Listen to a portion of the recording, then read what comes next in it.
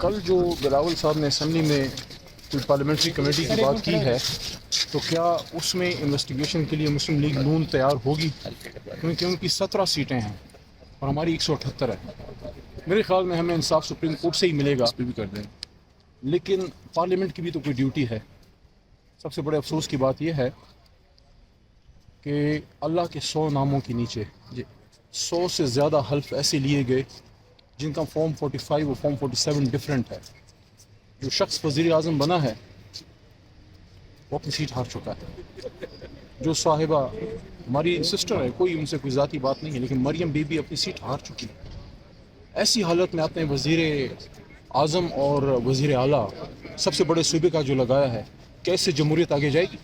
یہاں پہ ایک سوال پیدا ہو رہا ہے کہ پھر آپ جب تک مینڈیٹ نہیں ملے گا تب تک مذاکرات نہیں کریں گے، یا مینڈیٹ کو بھول کر بھی آپ مذاکرات یا مفاہمت کی طرف جائیں گے؟ مینڈیٹ کو بھول کے تو پھر یہ تو پھر نہ کرنے والی بات ہوئی نا.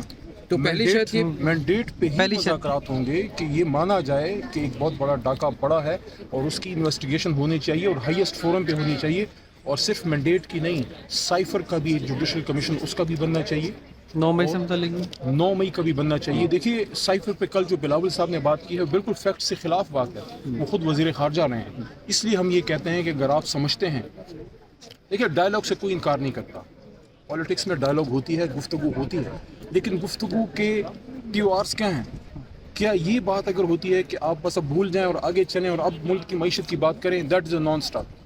اگر آپ پہلا نقطہ یہ ہے کہ پہلے اس مینڈیٹ کی چوری ڈاکے کی انویسٹیگیشن ہو، اس کے بعد ملک کے کسی بھی معاملے پہ بات ہو سکتی ہے. جنہوں نے کرپشن کی ہے ان کے ساتھ بات نہیں ہو سکتی، تو اب یہ مفاہمت یا مذاکرات کس کے ساتھ ہوں گے؟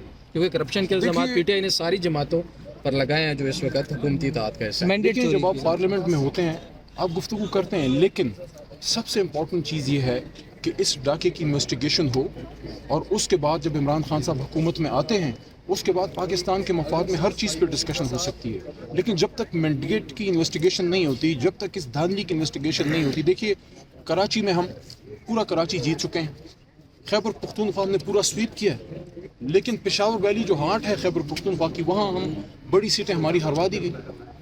ساجد نواز صاحب وہاں سے جیت چکے ہیں، تیمور جھگڑا صاحب جیت چکے ہیں، کامران بنگش صاحب پشاور سے جیت چکے ہیں. ان کی جیتی ہوئی سیٹیں ہروا دی گئیں اور بالکل اس کو ریورس کر دیا گیا. آپ مجھے یہ بتائیے اتنا بڑا ڈاکہ اگر ہوتا ہے تو پھر اس جمہوریت کے کیا مقصد ہے؟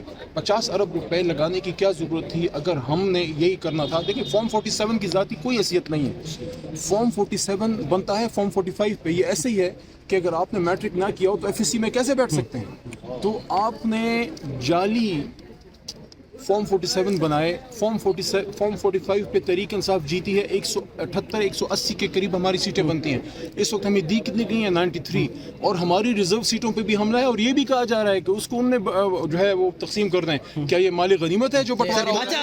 علی صاحب یہ بتائیے کہ کل علیم خان کے گھر پہنچے پیپلز پارٹی والے اور انہوں نے پریس کانفرنس کی اور انہوں نے یہ تاثر دیا کہ ان کو اب احتجاج کرنے سے کچھ نہیں ملے گا، بہتر یہ ہے کہ بیٹھیں اور سیٹوں کو بھول جائیں، احتجاج کی سیاست کو ترک کریں. جب شروع میں بات فلوٹ ہوئی، میں وہ آدمی ہوں جس نے یہ بات کی تھی کہ بات ہم پاکستان کے مفاد میں کر سکتے ہیں، لیکن پیپل پارٹی کے ساتھ مل کے حکومت بنانے کا مطلب یہ ہے کہ آپ اس ساری کرپشن کو لیگلائز کر دیں جو ان کے دوروں میں ہوئی ہے.